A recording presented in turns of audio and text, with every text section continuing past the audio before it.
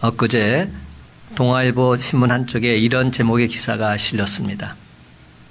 아내에 이어 나까지 치매 증세 짐대기 싫어 떠난 70대. 지난 12월 31일 6남매의 자식들과 함께 자신의 생일 잔치를 치른 후에 자식들에게 더 이상 짐이 되지 않기 위해서 스스로 목숨을 끊은 어느 70대 노인의 슬픈 이야기입니다. 사연인즉은 이런 내용입니다. 6남매를 출가시켰어요. 얼마나 힘들었겠어요. 한둘도 아니고 6남매를 다 출가시킨 후에 부부가 여생을 행복하게 살고 있었는데 그만 아내가 치매가 걸린 겁니다. 치매 증세가 처음에는 별로 어렵지 않았는데 점점 더 심해지더니 나중엔 감당할 수 없게 된 겁니다. 그래서 이 남편이 도무지 감당할 수 없어서 요양병원에 아내를 옮기게 되었지요. 그리고 그 비용을 자녀들이 십시일반 다 감당하고 있었습니다. 책임감이 강했던 이 어르신은 자신의 생활비는 자기가 벌겠다고 그래서 야간에 호텔에서 일을 해왔습니다. 밤에 호텔에 가서 아침에 퇴근을 한 거죠. 이런 분들이 의외로 참 많아요. 근데 문제는 그 일을 하다가 깜빡깜빡 잊어버리는 겁니다. 그러더니 아내가 생각나면서 나도 이게 치매에 걸린 게 아닌가? 나도 치매 증세가 오는 것 아닌가? 이런 생각을 갖다가 맞아, 내가 지금 치매에 걸렸어. 이렇게 확신한 나머지 치매 증상이 나타난다, 사랑하는 자식들에게 미안하다, 이런 유서를 쓰고서 스스로 목숨을 끊은 겁니다.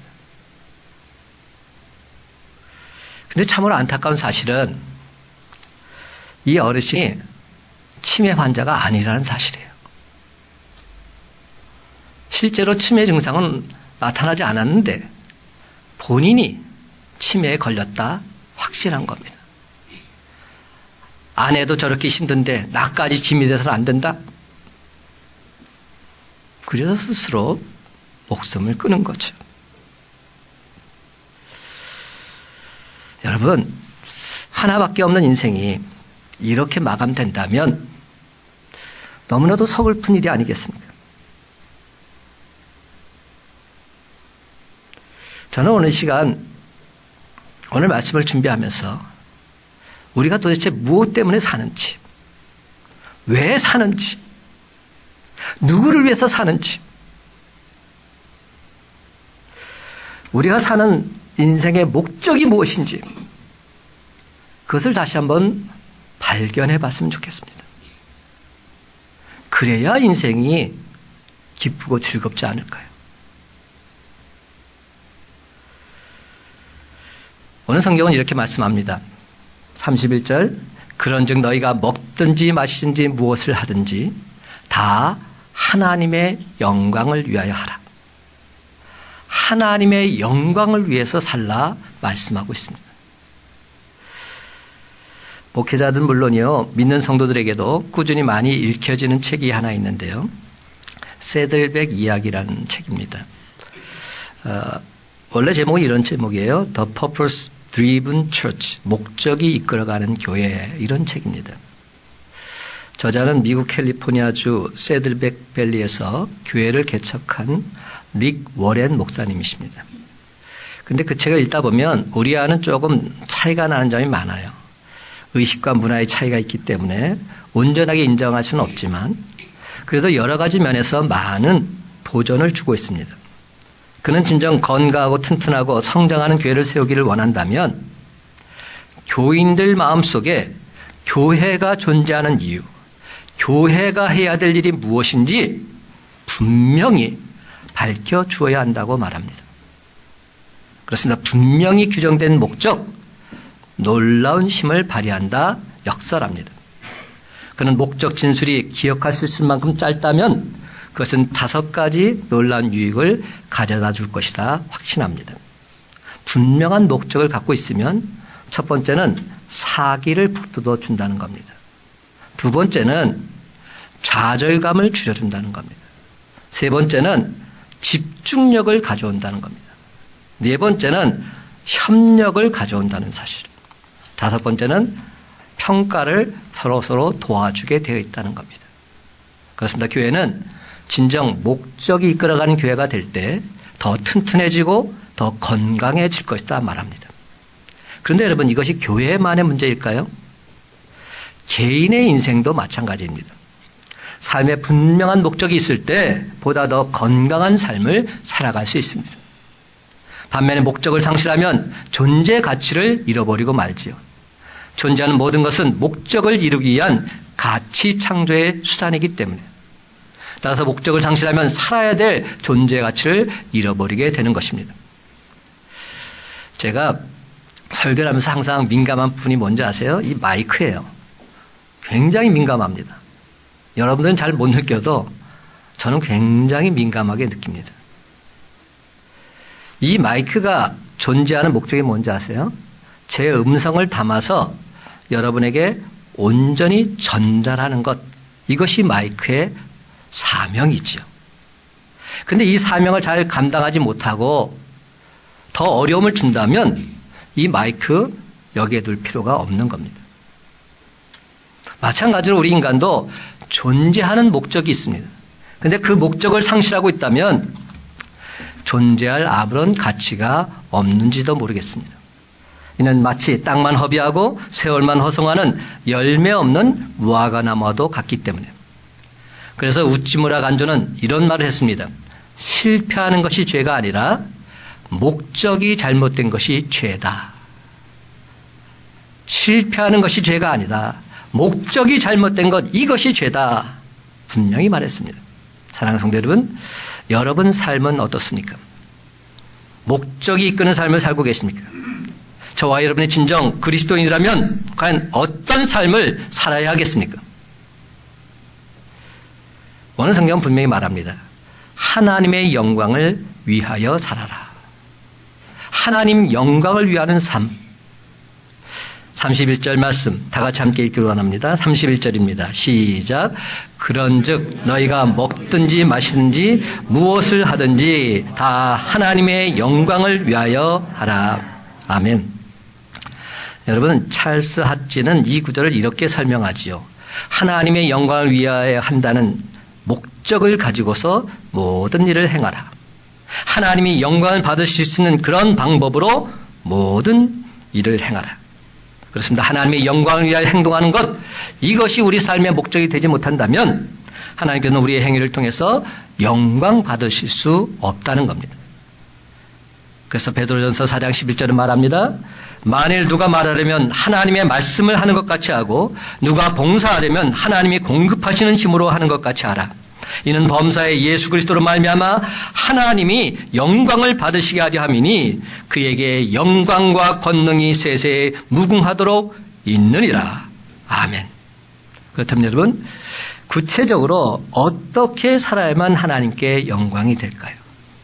그걸 알아야 하나님께 영광 돌리는 삶을 우리가 살아갈 수 있지 않겠습니까? 지난주일 이전 영광보다 더 크리라 말씀을 전할 때 동영상을 한 편 보여드렸죠. 저는 그 동영상을 보면서 정말로 감동 많이 받았어요. 주기도문으로 하나님께 영광을 돌리는 대만 배우의 모습, 너무나도 멋지지 않았습니까? 세상에는 참으로 멋진 하나님의 사람들 많이 있습니다. 하나님이 원하시는 것은 우리가 숨어서 하나님을 찬양하는 것이 아니라 만천하에 하나님을 드러내고 우리에게 주신 값진 것으로 하나님께 영광을 돌리고자 하는 것, 그것일 것입니다. 세상에는 두 가지 영역이 있다고 합니다. 하나는 프로페셔널 필드, 또 다른 하나는 미니스트리 필드. 표현하자면 이런 거죠. 우리가 전문적으로 일할 사역지가 있고요. 그리고 또 세상을 변화시켜 나가는 선교지가 있다는 겁니다.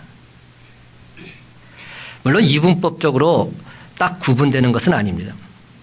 또한 세상에는 두 가지 왕국이 있습니다. 하나님 나라와 세상 나라. 세상 나라는 물질을 대변하는 그러한 나라이지요. 물론 세상 나라가 하나님 나라와 1대1이 될 수 없습니다. 그리고 세상에는 두 가지 은총이 있습니다. 일반적인 은총과 하나님의 특별한 은총이 있습니다. 우리는 이 일반적인 은총 영역에서 잘 되는 세상 사람들 너무나도 부러워합니다. 그래서 이 세상의 많은 크리스찬들도 동일한 꿈을 꾸고 있습니다. 그래서 이렇게 항상 생각하죠. 하나님, 내게 복 주십시오. 그럼 내가 하나님께 영광 돌리겠습니다. 하나님께 주신 물질을 가지고 하나님을 기쁘시게 하겠습니다. 하나님께 주신 모든 것 하나님께 도로 돌려드리겠습니다. 이렇게 말합니다.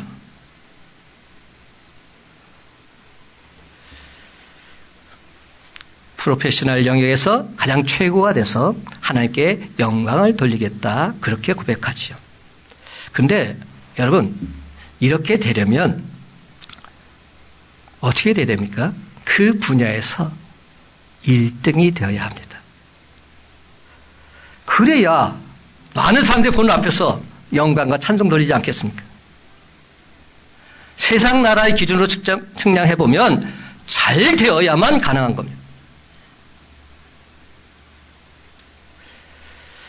그러기에 많은 경우에 프로페셔널 필드와 미니스트리 필드와의 경거선에서 고민하는 분들이 참 많지요. 저는 이 말씀을 준비하면서 도대체 하나님께 영광 돌리는 삶이 뭘까? 그러다가 갑자기 한 사람이 생각났어요. 저는 운동을 아주 잘하지 못하지만 너무 좋아합니다. 축구, 야구, 농구, 배구, 탁구 다 좋아합니다. 축구 선수 중에 이영표 씨라고 있잖아요. 지금은 이제 은퇴를 했죠. 그분이 갑자기 생각이 나는 겁니다. 전 국가대표 축구 선수 이영표 씨는 그의 꿈이 오로지 축구로 하나님께 영광 돌리는 삶을 사는 것이었습니다. 그의 프로페셔널 필드는 그라운드였지요. 그런데 말입니다. 한번 자세히 보세요. 여러분, 이영표 씨가 골 넣고서 무릎 꿇고 기도하는 모습 보셨어요? 박주영 선수는 하도 봐도 기대해가지고 많은 사람들의 질타를 받잖아요. 근데 이영표 선수는 골 넣고 기도하는 거 못 봤어요. 왜 그럴까요? 왜 그런지 아세요? 수비수기 때문에. 여러분, 이거 그냥 넘기면 안 됩니다. 이영표 선수는 공격수가 아니에요. 수비수예요. 수비수는 골 넣을 기회가 거의 없어요. 수비수 중에서 키가 커야만 코너킥 할 때 와서 헤딩으로 한번 골 넣거나 이 정도입니다. 물론 축구하다 보면 수비수도 골 넣을 때가 있기야 있지요. 근데 거의 없다는 겁니다. 그렇다면 그런 축구장에서 하나님께 영광을 돌리기 위해서 공격수로 전환했어야 맞습니다. 그래야 골 넣을 때마다 하나님께 영광 돌리잖아요. 아니면 적어도 속옷에 예수는 그리스도, 하나님은 당신을 사랑하십니다. 이런 거 써가지고 그 옷을 탁탁 들춰내면서 하나님께 영광 돌려야 맞지요. 그 유명한 크리스찬 중에서 그런 분들이 있잖아요. 골 넣을 때마다 딱 들면서 하나님 당신을 사랑합니다. 이러면서 많은 스포트라이트를 받고 있는 그런 모습을 보게 됩니다. 그런데 그는 그렇게 행동하지 않았어요. 그렇다면 그는 과연 하나님께서 주신 비전 온전히 이루지 못한 사람일까요? 그는 실패한 사람일까요? 아니에요. 2002년 월드컵 당시에 국가대표 선수 19명 중에서 과반수 이상이 크리스찬이었습니다. 도대체 어떻게 해서 그게 가능했을까요?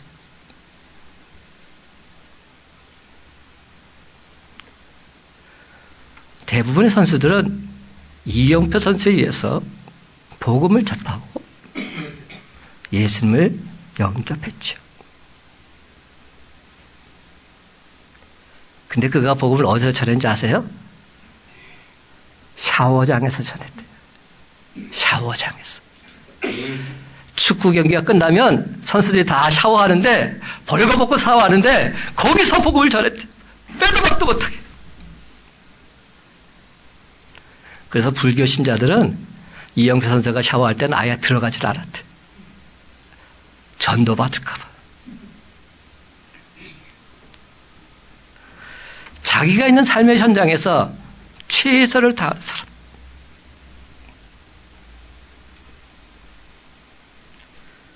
그 성실함으로 복음을 들고 다닌 겁니다.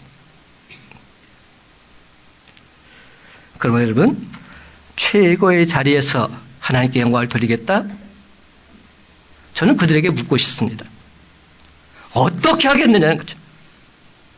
물론 최고의 자리에 올라서면 하나님 영광 돌릴 수 있지요. 근데 누구에게나 그 최고의 자리가 돌아오는 건 아닙니다. 1등에게만 돌아와요. 그 자리가 내 자리일 수도 있지만 아닐 확률이 더 많아요.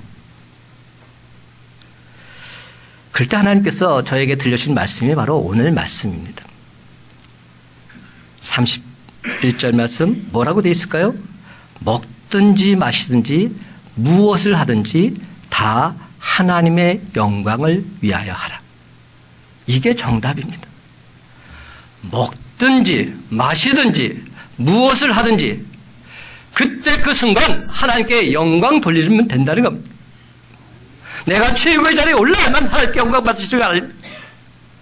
내가 있는 삶의 현장 속에서 먹는 순간 속에서도 마시는 순간 속에서도 무엇을 하든지 하나님께 영광 돌리면 된다는 겁니다.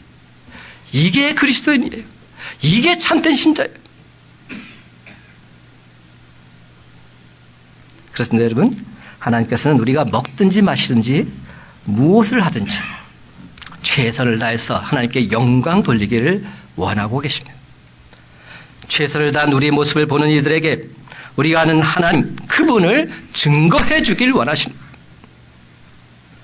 그렇습니다. 열면 닫을 자가 없고 닫으면 열 자가 없는 축복의 역사를 쥐고 계신 하나님께서 당신의 영광을 위해서 삶의 현장에서 최선을 다하고 있는 저와 여러분을 왜 그냥 그대로 내버려 두시겠습니까? 놀라운 은혜와 축복으로 더해 주지 않으시겠습니까? 모든 영광을 하나님께. 사랑하는 성도 여러분, 우리의 모든 비전과 목표가 오로지 하나님께 영광 돌리는 데 맞추어지는 저와 여러분의 복된 삶이 다 되시기를 예수님의 이름으로 간절히 축원합니다. 두 번째로 우리가 확인해 볼 것은 참된 그리스도인의 삶을 살고자 하면 거침이 되지 않는 삶을 살아야 합니다. 무슨 얘기인지 아세요? 남에게 걸림돌이 돼서는 안 된다는 거예요. 예수 믿는 자가 걸림돌이 되면 예수님 그분의 영광이 가려집니다. 하나님을 나의 구주로 믿는 자가 걸림돌이 되면 하나님 영광은 사라지는 겁니다. 거침이 되지 않는 삶, 이것이 중요하다. 성경은 말합니다. 32절 함께 있습니다. 32절입니다. 시작. 유대인에게나 헬라인에게나 하나님의 교회에나 거치는 자가 되지 말고. 여러분, 그리스도인의 가장 큰 행동 원리가 있다면 그 첫째가 하나님의 영광을 위하는 것이지요. 두 번째는 뭐냐? 다른 사람들을 실족하게 하는 일 피해야 한다는 겁니다. 거치는 것이란 표현이 있는데 offense. 이 말은 사람들이 걸려 넘어지는 그 무엇을 말합니다. 이 권면은 다른 사람들에게 죄의 원인이 되는 것 피하라는 겁니다. 죄의 기회를 제공하는 그러한 죄의 빌미를 제공하는 그러한 자가 되어서는 안 된다는 겁니다. 그러면서 두 사람 먼저 지적하고 있어요. 첫째는 유대인에게 거치는 자가 되지 않아야 한다 말합니다. 유대인은 무엇을 의미할까? 율법주의자들입니다. 유대인은 철두철미한 율법주의자들입니다. 그 율법을 지키고자 애쓰고 힘썼던 사람들. 그들에게 거치는 자가 되어서는 안 된다는 겁니다. 율법주의자들에게 거친 자가 되지 않게 살아가려면 어떻게 됩니까? 우리 또한 율법에 흠이 없어야 합니다. 근데 여러분, 우리가 율법으로 구원을 받습니까? 아니죠. 오직 하나님의 전적인 은혜로 구원을 받습니다. 그렇지만 은혜로 구원받은 자는 늘 항상 기쁨과 감격으로 그 말씀을 지키게 되어 있습니다. 내가 진정 은혜로 구원받았다면 그 말씀을 그대로 기쁘고 즐거운 마음으로 지켜나가게 되어 있습니다. 여러분, 율법을 지켜서 구원받으려는 삶과 구원받은 자가 감사함으로 율법을 지키는 삶, 180도 다른 겁니다. 그렇습니다. 저와 여러분이 진정 유대인에게 거치는 자가 되어서 복음을 욕되게 해서는 안 된다는 겁니다. 이게 첫 번째고요. 두 번째는 헬라인에게 거치는 자가 되지 않아야 한다 말합니다. 헬라인은 또 무슨 뜻일까? 헬라인 하면 주로 지혜자들입니다. 헬라 철학이라고 말하잖아요. 지혜를 찾는 자들. 그들에게 무시당해서는 안 된다는 겁니다. 우리는 세상 지혜가 아닌 하나님의 지혜를 얻은 자들입니다. 그러나 이 세상에서 하나님의 지혜를 드러내는 삶을 살아가야 한다는 거예요. 야, 저 사람 예수 믿는데, 야, 사업수완도 대단해. 하는 일 보면 놀라워. 정말로 지혜로운 하나님의 자녀답게 삶 속에서도 그 영광을 드러낼 수 있어야 한다는 겁니다. 세상 지혜를 찾는 자들에게 무시당할 필요 없습니다. 물론 우리가 지혜로 구원받는 것 절대로 아니지요. 그렇다고 해서 이 지혜에 간과해서는 안 된다는 겁니다. 여러분, 우리는 전적인 하나님의 은혜로 구원받습니다. 그러나 구원받은 백성이 하나님의 일을 함에 있어서 지혜롭게 행하면 그것이 바로 하나님께 영광이 되는 겁니다. 그래서 예수님께서도 이렇게 말씀하셨어요. 마태복음 10장 16절 말씀, 제자들을 전도 여행을 보내면서 하신 말씀이에요. 내가 너희를 보냄이 양을 이리 가운데 보냄 같도다. 그러므로 너희는 뭐같이 지혜롭고 뱀같이 지혜롭고 비둘기같이 순결하라. 이렇게 말씀하셨어요. 예수님 딱 두 마디 하셨어요. 이제 전도 보내는데 너희들이 세상에 가서 뱀같이 지혜로워라. 비둘기같이 순결하라. 이렇게 말씀하셨어요. 지혜로운 삶이 참 중요하다는 겁니다. 뱀 하면 우리는 항상 나쁜 쪽으로만 생각하는데 주님은 그런 쪽으로 말씀하지 않으셨어요. 슬기로운 삶을 살아라. 어리석게 살아서는 안 된다. 이렇게 말씀하셨어요. 근데 대부분 어떻게 사는지 아세요? 뱀같이 교활하고 비둘기같이 어리석어요. 예수 믿는 사람들이 세상 속에서 교활해요. 예수 믿는 사람들이 세상 속에서 어리석어요. 예수님의 말씀과 정반대의 삶을 사는 것이죠. 그러니 하나님의 영광은 가릴 수밖에 없는 겁니다. 또 한 가지 뭐가 있죠? 하나님의 교회나 거치는 자가 되어서는 안 된다. 어떻게 예수 믿고 신앙생활 하는데 오히려 교회에서 걸림돌이 돼요. 신앙생활을 오래 했다고 하는데 오히려 다른 사람들을 넘어지게 해요. 이거 하나님 영광 가리는 삶 아니겠습니까? 저와 여러분이 주님의 교회가 성장하는 데 있어서 걸림돌이 되어서는 안 된다는 겁니다. 그렇습니다. 우리는 영적인 진로를 방해하는 걸림돌이 되어서는 결코 아니 됩니다.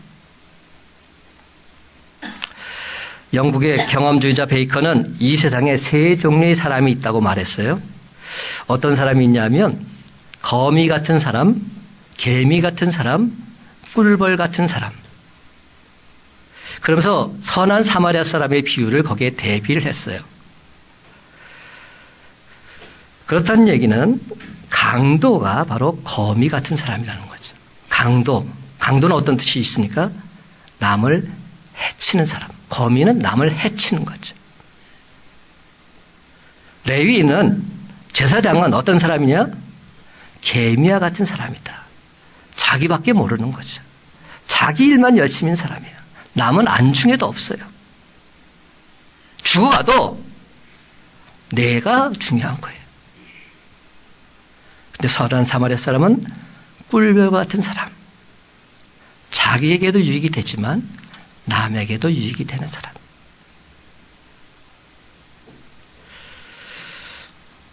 그러므로 사랑하는 성도 여러분, 오늘날 저와 여러분은 강도나 레위인처럼 삶의 현장에서 거친 돌이 아니라 선한 사마리아 사람처럼 모든 사람에게 꼭 필요한 저와 여러분 디딤돌이 다 되시기를 예수님의 이름으로 간절히 축원합니다. 세 번째로 하나님께 영광을 돌리는 자의 모습 속에서 가장 중요한 삶인데, 하나님께 영광을 돌리는 목적이 무엇입니까? 다른 사람을 구원하기 위해서요. 다른 사람을 구원에 이르도록 하기 위해서 하나님께 영광을 돌릴 거예요. 쇼하는 게 아니잖아요. 하나님께 영광을 돌려서 그 모습을 보고 하나님을 알지 못하는 모든 사람들 주님 품으로 인도하고자 영광 돌리는 것이죠. 33절 함께 읽기를 원합니다. 33절 시작. 나와 같이 모든 일에 모든 사람을 기쁘게 하여 자신의 유익을 구하지 아니하고 많은 사람의 유익을 구하여 그들로 구원을 받게 하라. 정답이에요. 나와 같이 모든 일에 모든 사람을 기쁘게 하여 자신의 유익을 구하지 아니하고 많은 사람의 유익을 구해서 그들로 구원을 받게 하라. 그렇습니다. 하나님의 자녀는 나 자신의 유익이 아니라 다른 사람의 유익을 위해서 살아가야 합니다. 특별히 우리가 다른 사람의 유익을 살아야 되는 진짜 이유는 그 사람의 영혼을 구원하기 위해서. 이것이 진짜 우리 주님이 원하시는 참된 신자의 모습인 겁니다. 그렇습니다, 여러분. 나로 말미암아 다른 사람이 행복해지기를 바라는 마음, 이 마음을 가지고서 우리 삶 속에서 상대방의 유익과 기쁨을 구하는 일, 이 일에 관심을 가지고 살아간다면 우리 모두는 많은 사람들 구원하는 일에 온전하게 쓰임받게 될 줄로 믿습니다. 고린도전서 9장 22절은 말합니다. 약한 자들에게 내가 약한 자와 같이 된 것은 약한 자들을 얻고자 하며 내가 여러 사람에게 여러 모습이 된 것은 아무쪼록 몇 사람이라도 구원하고자 함이니라. 그렇다면 저와 여러분은 과연 어떻게 살아야 할까요? 오늘 말씀 다시 한번 보면 모든 사람을 기쁘게 해야 한다 말합니다. 제일 첫 번째는 모든 사람에게 기쁨이 되어야 합니다. 나와 같이 모든 일에 모든 사람을 기쁘게 하여. 여러분, 왜 모든 사람을 기쁘게 해야 할까요?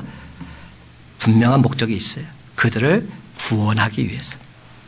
그렇다고 해서 그들과 지금 타협하라는 말 아닙니다. 그들과 눈높이를 같이 하라는 말입니다.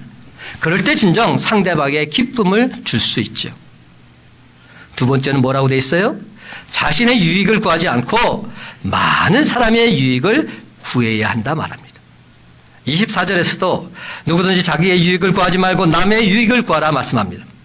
우리 그리스도인들은 참된 자유인이기 때문에 그 어떤 것에서도 얽매일 필요가 없습니다. 그렇기 때문에 고린도전서를 보게 되면 시장에 가서 음식을 사 먹을 때 우상 제물인지 물을 필요 없다는 겁니다. 묻지 말고 그냥 먹으면 된다는 겁니다. 또한 불신자가 청해서 음식을 접대받을 때도 이게 어디 건지 우상 제물인지 아닌지 뭐 묻고 따지지 말라는 겁니다. 그냥 먹으면 된다 말씀합니다. 근데 먹지 말아야 될 때가 있다 분명히 말합니다. 어떤 때? 다만 그들이 이거 우상 제물인데 드셔도 괜찮겠어요? 상대방이 먼저 얘기를 할 때는 알게 한 사람과 자신의 양심을 위해서 먹지 말라 이렇게 말합니다. 그 얘기를 했을 때는 뭔가 상대방 마음이 불편한 것 아니겠습니까? 이거 우상 제물인데 이거 먹어도 되겠습니까? 이 말은 먹어서는 안 되지 않겠습니까? 이런 뜻 아닙니까? 여러분, 우상제물 아무것도 아니에요. 우상 앞에 차려놓은 음식 먹는 거 전혀 거리낌이 없어요. 먹어도 됩니다. 근데 그 일로 인해서 상대방이 실족한다면, 그 일로 인해서 불신자가 실족한다면 먹지 말아야 한다는 겁니다. 믿음이 약한 사람이나 불신자들이 우상 제물임을 바뀌었을 때 그들의 유익을 위해서는 먹지 말라는 겁니다. 그렇다면 여러분, 그들의 유익이란 과연 무엇을 말할까요? 그들을 위해 덕을 세우는 것을 말합니다. 덕을 세우는 것을 이 성경에서는 오이코도메이라고 말했는데요. 이 말은 건설적이다, 이런 뜻입니다. 우리는 자유가 있지만 그 자유 때문에 다른 사람의 믿음을 파괴하는 자가 되어서는 안 된다는 겁니다. 그래서 우리는 믿음을 세워나가는 건설적인 사람이 되어야 한다는 겁니다. 왜 그래야 됩니까?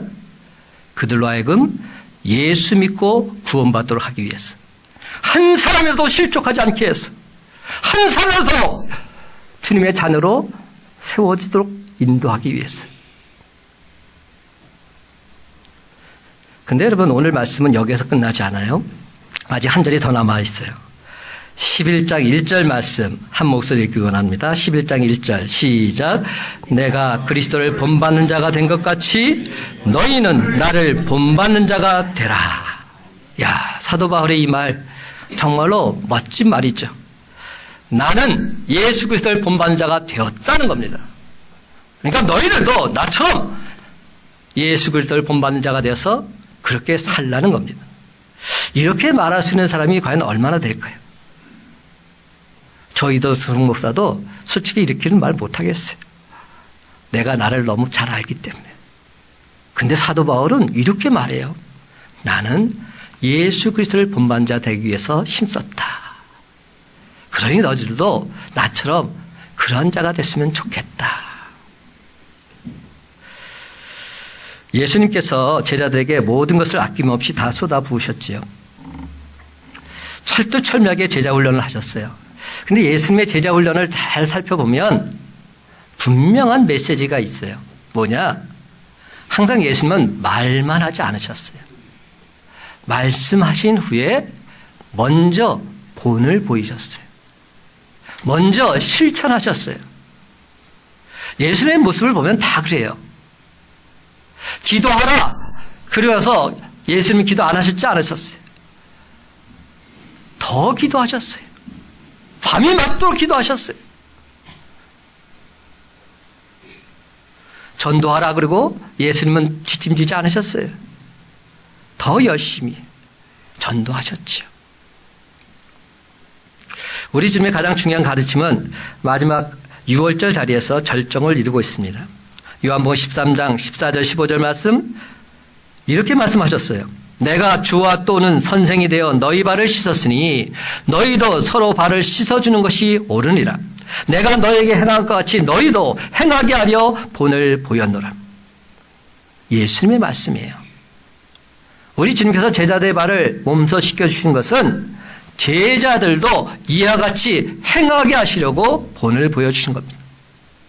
너희들도 남의 발을 씻겨주라는 겁니다. 예수님께서는 제자들의 발을 일일이 씻기시는 본을 보이신 후에 이렇게 말씀합니다. 우리가 잘 아는 말씀 요한복음 13장 34절 35절 말씀입니다. 바로 이어지는 말씀이에요. 새 계명을 너희에게 주노니 서로 사랑하라. 내가 너희를 사랑한 것 같이 너희도 서로 사랑하라. 너희가 서로 사랑하면 이로써 모든 사람이 너희가 내 제자인 줄 알리라. 아멘. 예수님께서 나를 사랑하셨 것을 내가 알았다면 나도 그 사랑을 실천하라는 겁니다. 그래야 예수님의 제자임을 많은 사람들이 목도할 것이라는 겁니다. 예수 그리스도의 종 사도 바울은 이처럼 예수님의 본을 따랐기에 자신이 그리스도를 본받는 자 된 것 같이 고린도 교인들도 나를 본받는 자가 되라 권면할 수 있었던 겁니다. 그런 자신의 영적 아들인 디모데에게도 이렇게 당당하게 권면합니다. 디모데전서 4장 12절 하반절 13절 말씀. 오직 말과 행실과 사랑과 믿음과 정절에 있어서 믿는 자에게 본이 되어 내가 이럴 때까지 읽는 것과 권하는 것과 가르치는 것에 전념하라. 그렇습니다, 여러분. 예수님과 사도 바울처럼 말로서 가르치기 전에 먼저 본을 보이는 삶. 바로 이것이야말로 크리스찬의 가장 중요한 자세인 겁니다. 그래서 성경은 말합니다. 맡은 자들에게 주장하는 자세를 하지 말고 양무리의 본이 되라고. 왜냐하면 자신이 행하지 않는 것은 아무리 강조하고 아무리 주장해도 전달되지 않기 때문에. 바로 그 순간 하나님께서 저에게 이렇게 말씀해 주시는 것 같았어요. 대성아, 성도들이 좀 더 기도하기를 원한다면 네가 먼저 깊숙한 기도의 자리에 들어가야 한단다. 대성아, 성도들이 복음 전하기를 진정 원한다면 네가 먼저 복음 전파에 힘써야만 한단다.